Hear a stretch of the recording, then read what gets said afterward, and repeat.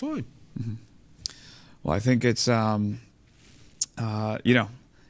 think it's magical in some ways that we've evolved the industry to the point where you can own the entire U.S. stock market for such an incredibly cheap rate. I mean, 5 basis points is kind of amazing. It's good to know that even in this arms race that's going on amongst the professional investor set, that you can do better than most of them just by buying the simple index funds. Let me segue a bit, some kind of topical news. Federal Reserve has been in the news a lot lately. Both of you have had careers. You worked with Alan Greenspan at one point. Ben Bernanke, I think even Janet Yellen we were talking about.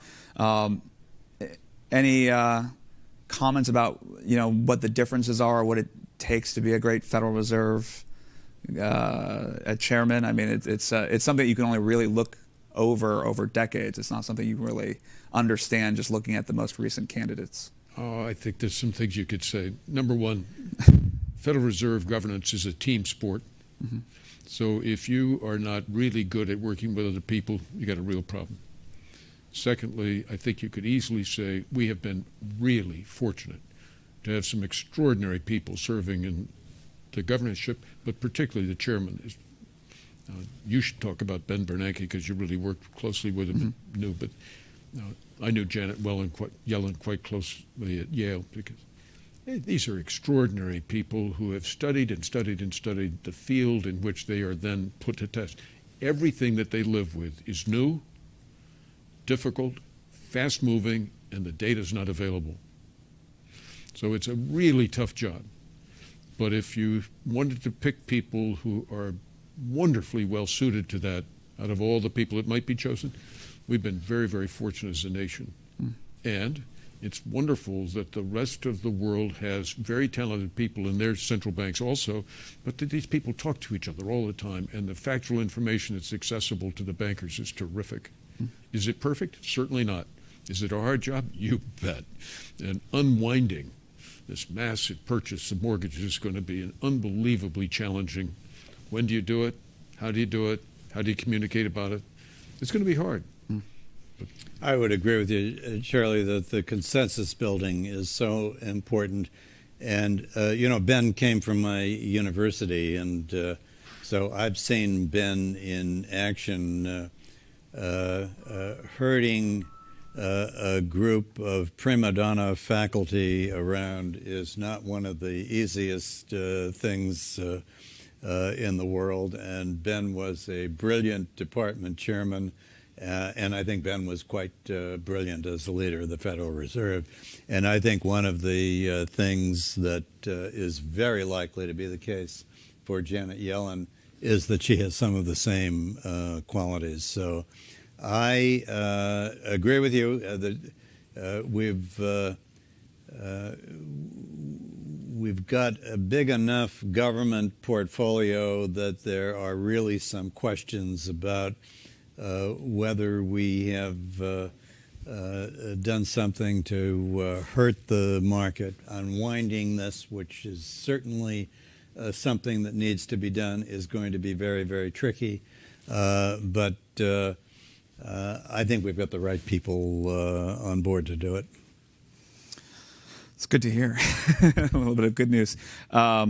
Before we open it up to questions, because I know people must have quite a few, I wanted to make sure to ask, a fundamental one. You've both been a part of some very fundamental improvements in the structure of the industry. What clients deserve from their advisors, index funds, passive investing. I mean, just a wide range of advocacy for making investing better for individuals. How do you think about your legacy or what you want to make sure continues going forward, given the progress that we've been able to make over the last few decades? Well, one of the things that I have worked on recently is to try to see if we could get the whole industry to sign on to something that's called the fiduciary standard. And it's sort of very simple, that you don't do anything for your client that you're not absolutely 100% convinced is in your client's interest. And that's basically what I think is the fundamental problem with the industry, that there is this severe conflict of interest. I mean, this is one of the things that happened, in the financial crisis. If you are making a lot of money selling mortgage-backed securities, well, we're not going to worry what kind of toxic stuff is in there. If people want to buy it, let them buy it. That was basically what the industry did. And I think what is the answer is what informs every decision you make is not whether it's good for me, whether it's going to be good for my bottom line, but whether it is good for the bottom line of the people we're serving. And if I had a legacy that I wanted to leave on my tombstone, that would be it. Charley? I don't believe in legacy. I'll just say, read what Bert wrote in his tombstone. That would do fine. Well, it's a cultural problem. If we get enough misbehaving, we'll get enough corrective so that the culture will move towards doing the right sorts of things.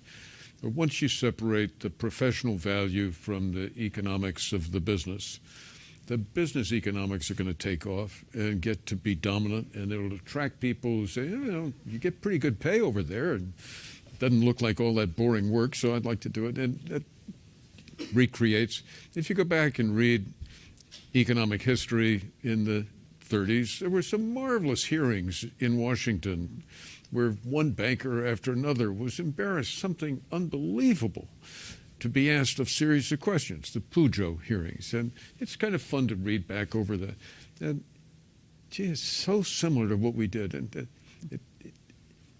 in the last round, this 2008 and the break in the market, you can trace an unfortunately large fraction of the really severe difficulties to very specific individuals who misbehaved. And it wasn't the people down the line that did the worst of it. It was the people at the top of those organizations that did the worst of it. And